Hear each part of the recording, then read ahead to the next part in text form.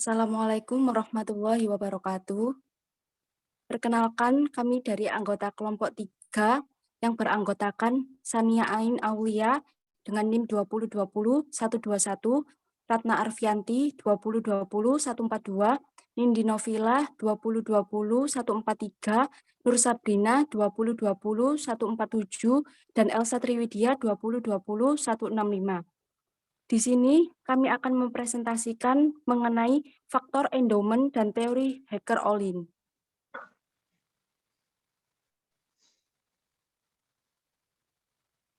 Yang pertama, faktor endowment.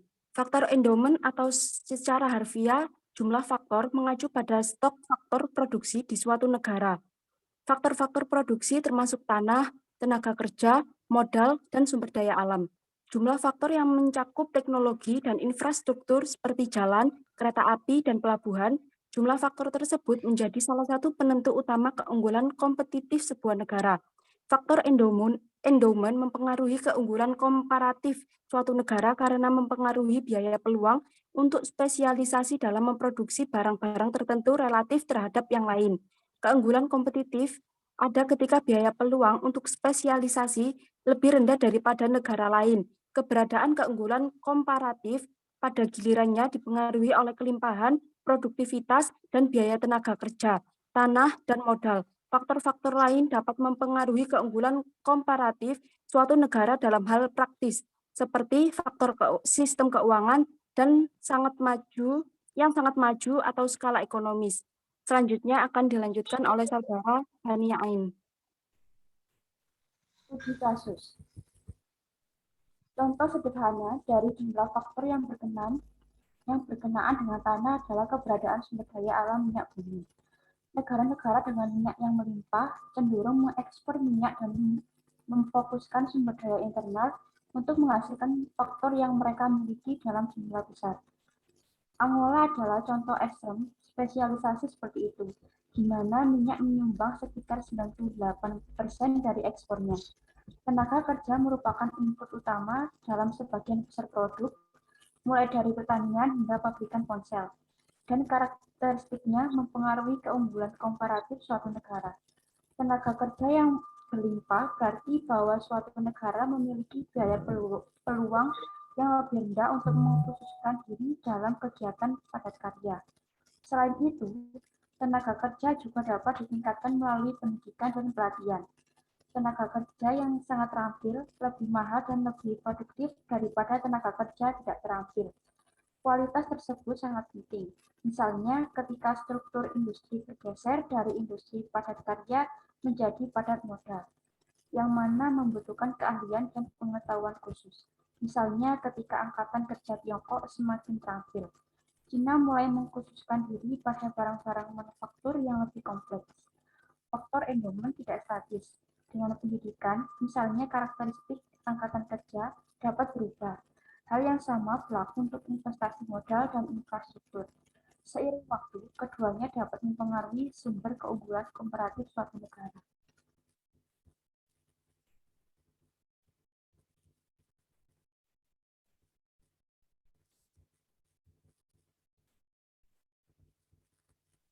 Baik, selanjutnya akan dibacakan oleh Saudara Sabrina. Teori Hacker-Ollin. Teori Hacker-Ollin pertama kali digagas pada tahun 1920 oleh dua ekonom Swedia, yaitu Eli Heckscher dan muridnya Bertil Ohlin.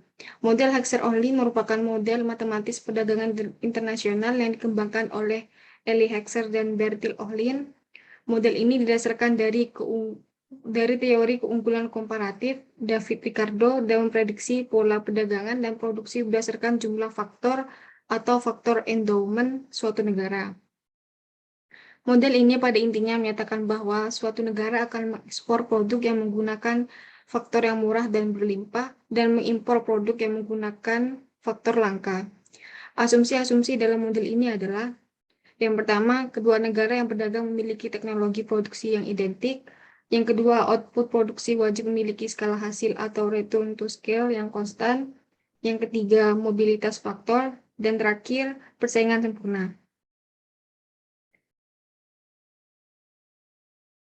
Kurva yang digunakan dalam teori Hexer-Orlin yaitu kurva Isokos, yaitu kurva yang menggambarkan total biaya produksi yang sama. Yang kedua, kurva Isoquant, yaitu kurva yang menggambarkan total kuantitas produk yang sama.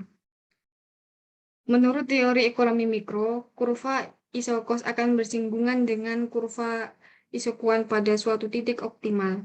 Jadi dengan biaya tertentu akan diperoleh produk yang maksimal atau dengan biaya minimal akan diperoleh sejumlah produk tertentu. Kelemahan dari teori Hexer-Orlin adalah jika jumlah atau proposal faktor produksi yang dimiliki masing-masing negara relatif sama, maka harga barang yang sejenis akan sama pula sehingga perdagangan internasional tidak akan terjadi. Baik, selanjutnya akan dibacakan oleh saudari Nindi Novila. Analisis teori Hexer-Orlin. Yang pertama, harga atau biaya produksi suatu barang akan ditentukan oleh jumlah atau proporsi faktor produksi yang dimiliki masing-masing negara. Yang kedua, comparative advantage dari suatu jenis produk yang dimiliki masing-masing negara akan ditentukan oleh struktur dan proposal faktor produksi yang dimiliki. Yang ketiga, masing-masing negara akan cenderung melakukan spesialisasi produksi dan mengekspor barang tertentu karena negara tersebut memiliki faktor produksi yang relatif banyak dan murah untuk memproduksinya. Yang keempat, sebaliknya masing-masing negara akan mengimpor barang-barang tertentu karena negara tersebut memiliki faktor produksi yang relatif sedikit dan mahal untuk memproduksinya. Baik, untuk slide terakhir akan dibacakan oleh saudari Elsa Triwidia. Dalam kasus perdagangan Indonesia, ke-6, negara tujuh ekspor utama dari tahun 1986 sampai 2017, 6 negara tujuan ekspor utama Indonesia tersebut merupakan negara dengan volume ekspor terbesar selama tahun 2011 sampai 2016. Berdasarkan dari data Kementerian Perindustrian Indonesia di tahun 2017, pengujian dilakukan dengan melihat variabel selisih atau gap dari GDP per kapita yang menunjukkan kesenjangan antara negara, tingkat inflasi, populasi negara, tingkat keterbukaan perdagangan, serta nilai tukar mata uang yang masing-masing negara. Penelitian dilakukan dengan menggunakan mata panel. Uji prasyarat analisis yang dilakukan meliputi uji spesifikasi model, uji normalitas, uji multikolinearitas, uji heteroskedastisitas, dan uji autokorelasi.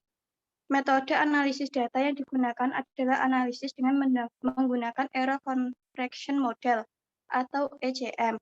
Untuk melihat pengaruh dari jangka pendek dan jangka panjang, hasil dari penelitian ini adalah teori Hexer-Orlin. Terbukti masih relevan dalam kasus ekspor Indonesia ke-6, negara tujuan utamanya.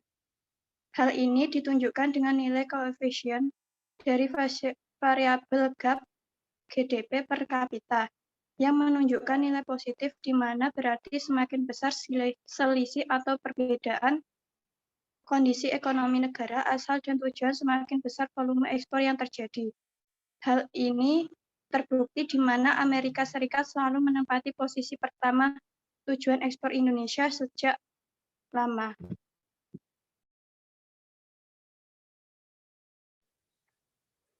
Baik, sekian presentasi dari kelompok kami. Saya sebagai moderator sekaligus perwakilan dari kelompok kami, kelompok 3, mohon maaf apabila ada kesalahan dalam berkata. Sekian dari kami. Wassalamualaikum warahmatullahi wabarakatuh.